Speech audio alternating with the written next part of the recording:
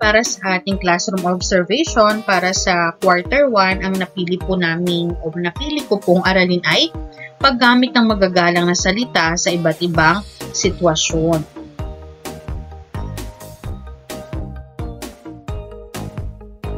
Ano ba yung ating layunin para sa aralin? Narito yung ating mga layunin. Una, natutukoy ang mga magagalang na pananalita na angkop sa iba't ibang sitwasyon. Ikalawa, nabibigyang halaga ang paggamit ng magagalang na salita o pananalita sa iba't ibang sitwasyon. At pangatlo, nagagamit ang mga magagalang na pananalita sa iba't ibang sitwasyon. Handa ka na ba? Kung gayon, magsimula na tayo sa ating aralin. Para sa ating balik-aral, narito ang kwentong Ang Tambakan. Maaari natin itong ipapanood. No? Ito ay 4 na minuto, hindi ko na to ipi-play. At sasagutin natin yung tanong na kaakibat ng nakaraan nating aralin na pagbibigay hinuha bago, habang at pagkatapos bumasa o basahin ng isang kwento. Ang Tambakan ni Gaudencio Luis N. Serrano.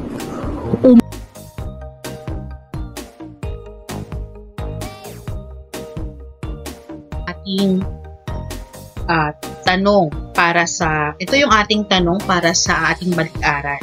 Ano sa hinuha mo ang posibleng nangyari sa tauhan sa kwento? At pagkatapos nito, narito na tayo sa pagsusuri ng video na kung saan ito na yung may kinalaman sa ating aralin sa araw na ito. So ito ay tatagal ng 5 minuto. Nasa video na rin ito yung ating mga katanungan na maaari natin ipasagot sa ating mga mag-aral. Maaari natin i-pause pang sagutin nila yung mga katanungan pagkatapos ng maikling video na may kinalaman sa paggamit ng magagalang na pananalita sa iba't ibang sitwasyon. Hindi ko na po ito ipi-play pa at nakapaloob na po ito sa PowerPoint presentation po na makikita nyo po sa description. Nandun po yung link ng PowerPoint presentation. Ating unawain at pag-aralan ang usapan sa iba't ibang sitwasyon.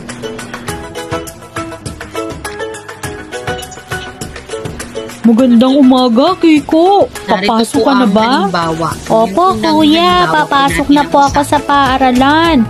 O siya, sige, mag-ingat ka at huwag mong kalimutan na makinig sa iyong mga guro. Opo, kuya. Maraming salamat sa iyong paalaala. Sana ay maging maayos din at magandang iyong araw. Salamat, Kiko. Magkita tayo mamaya.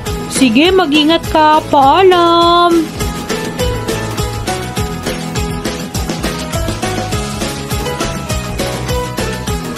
Ano-anong magagalang na pananalita ang iyong narinig mula sa usapan ng magkapatid? Ilista o itala ito sa iyong kwaderno. Sunod na pong gawain pagkatapos yung video at pagsusuri noon ay magkakaroon po tayo ng munting laro. Sa laro pong ito, ang pamagat ay Magalang Ako. Dito, bibigyan natin na ito ay isahang gawain o individual na gawain na kung saan maaari natin silang paggamitin ng show me board para lahat sila ay makasali. No? Dito, ipapakita yung larawan at magkakaroon tayo ng 10 segundo. No? Ang gagawin nila dito, ibibigay nila kung ano yung angkop na magalang na pananalita na gagamitin nila sa sumusunod na sitwasyon. So, narito yung larawan, nakabasag ng bintana o salamin ng bintana ang bata. So, bibigyan natin sila ng 10 segundo at hayaan silang magsagot.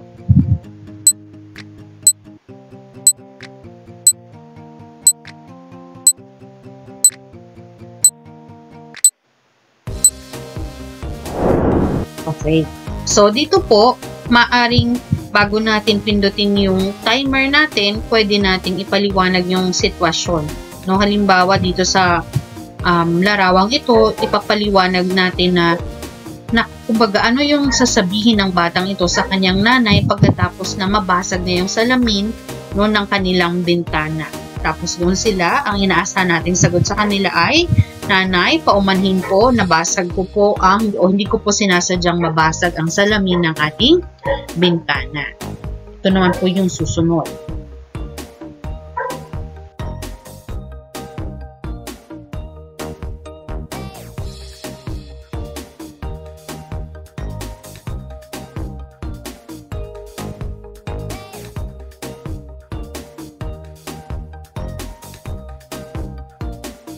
Sa larawang ito, ang inaasahan nating sagot ay yung sitwasyon dito ay humihingi o hihingi yung batang babae ng candy o lollipop sa batang lalaki. So, ang inaasahan nating sagot dito ay, maaari ba akong humingi sa iyo ng candy? Ayan. O kaya naman, kung mas matanda, pwede nating sabihin na mas matanda yung lalaki o pwedeng kuya niya, hihingi siya ng candy. So, kuya, pwede ba akong makahingi ng candy? So, ito yung mga inaasahan nating sagot. Sa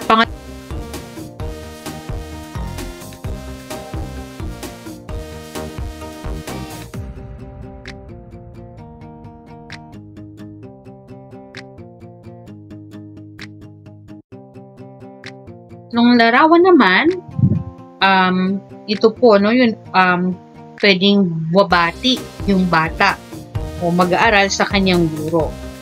O na halimbawa, naglalakad, o na datnan niya, o nakasalubong niya yung kanyang guro.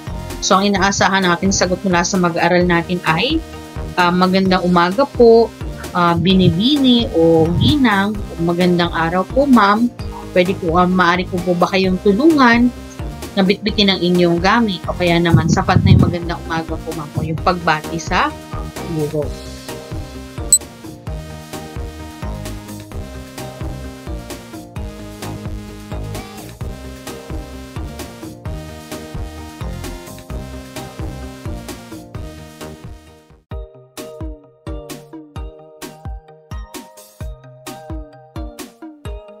Para naman sa susunod na larawan ay magpapaalam yung bata nung papasok na siya sa paaralan. So, pwede natin ipaliwanag yung ganitong sitwasyon. At inaasahan nating sagot ay, Nanay, paalam po, ako po ay papasok na sa paaralan. O mga ganong katulad na sagot.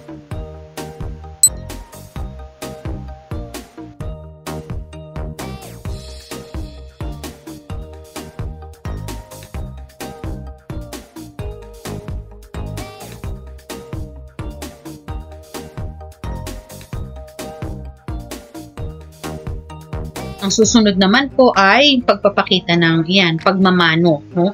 Mano po, lola, ayan, yan po yung mga inaasahan nating kasagutan.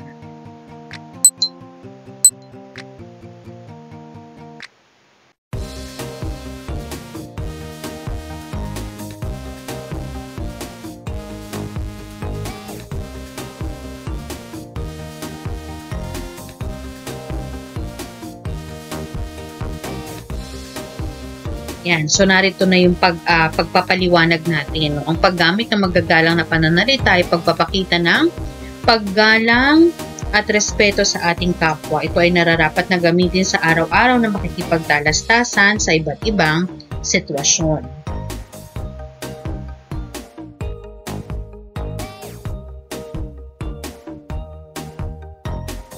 Mayroon tayong iba't ibang magagalang na salita na ginagamit at angkop sa iba't ibang sitwasyon. So, ibibigay po natin yung iba't ibang mga uri ng magagalang na pananalita na ginagamit natin sa iba't ibang sitwasyon.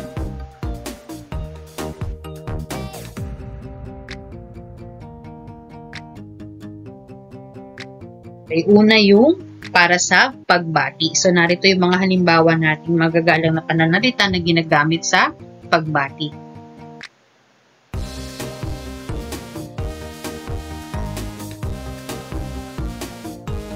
Sunod rito, paghingi ng paumanhin.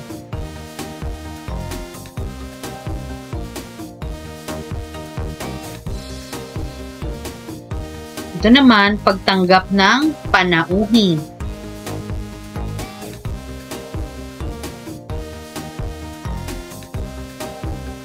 paghingi ng pahintulot at pakiusap.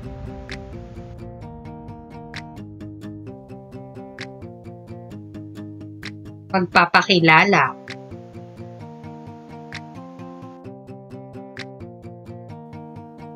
Para naman sa pangkatang gawain, okay, so ito yung pwede natin ipagawa. Papangkatin natin sa 5 yung ating mga mag-aaral o kung saan nyo po nais na bilang, kung ilang pangkat po ang nais ninyo, nadagdagan na lang po natin yung mga gawain natin o yung mga mungkahing gawain.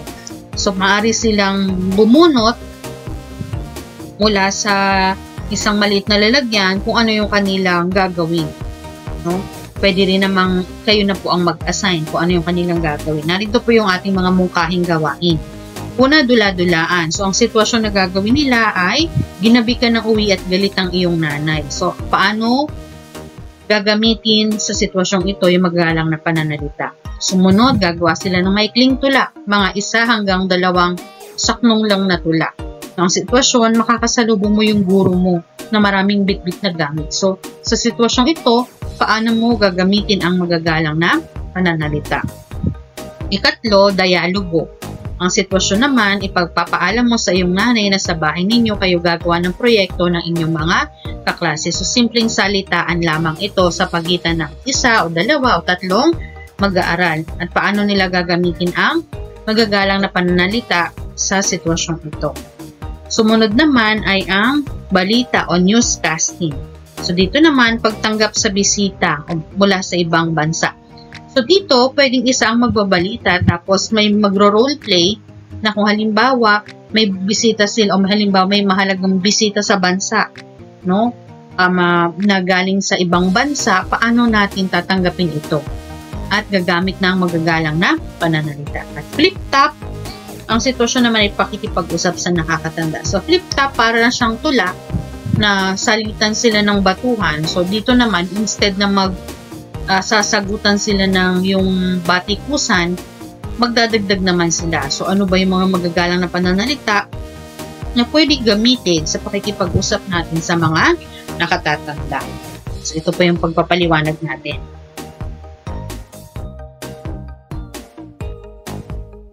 Para naman sa rubric sa pagmamarka, ito yung batayan natin kung paano natin sila mamarkahan.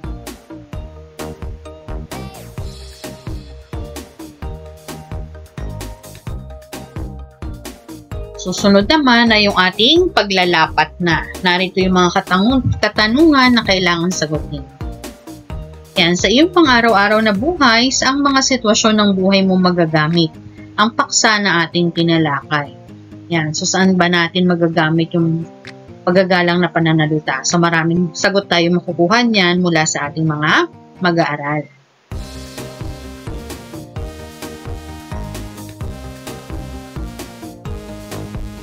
Bakit mahalaga na matutunan mong gumamit ng magagalang na pananalita sa iba't ibang sitwasyon? Magbigay ng patunay. So, muli, marami tayong inaasahang sagot mula sa ating mga mag-aaral.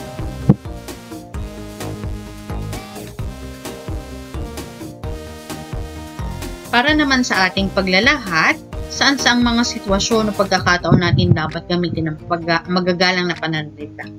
So yan, so ang isasagot nila, syempre yung kapag manghingi ng paumanhin, kapag may nais tayong ipaabot na hindi natin maabot, kapag nakikipag-usap tayo sa matatanda o mas nakakatanda sa atin, at iba't iba pang mga sitwasyon.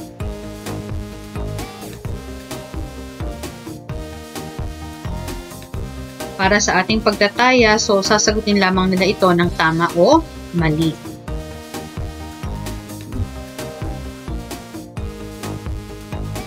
At para naman sa ating takdang gawain, itala sa iyong kwaderno ang mga sitwasyon sa araw na ito na kung saan gumamit ka ng magagalang na pananalita. So batay sa kanilang karanasan, sa araw na iyon, ano-ano ba yung mga magagalang na pananalita at sitwasyon kung saan nila ito ginamit. So itatala nila ito sa kanilang kwaderno.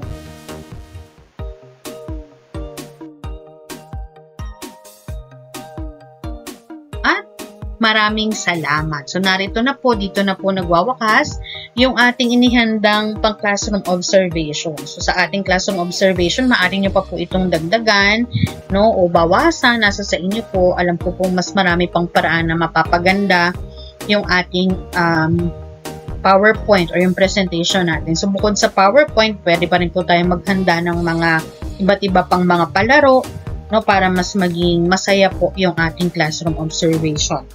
Ang kopya po ng DLL or nung lesson plan at ng PowerPoint presentation ay makikita nyo po sa description box.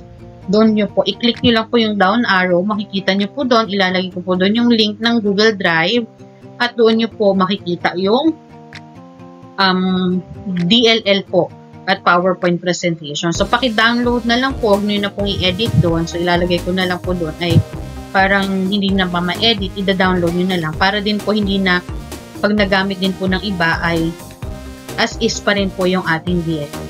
So, yun lang po. Maraming salamat at nawa po ay nakatulong po ako at alam ko pong marami tayong gawain na mabawasan po yung ating mga alalahanin, lalong-lalo na po sa pagdating sa classroom observation. So maraming salamat at patuloy niyo po sana akong suportahan. Kita-kita po tayo ulit.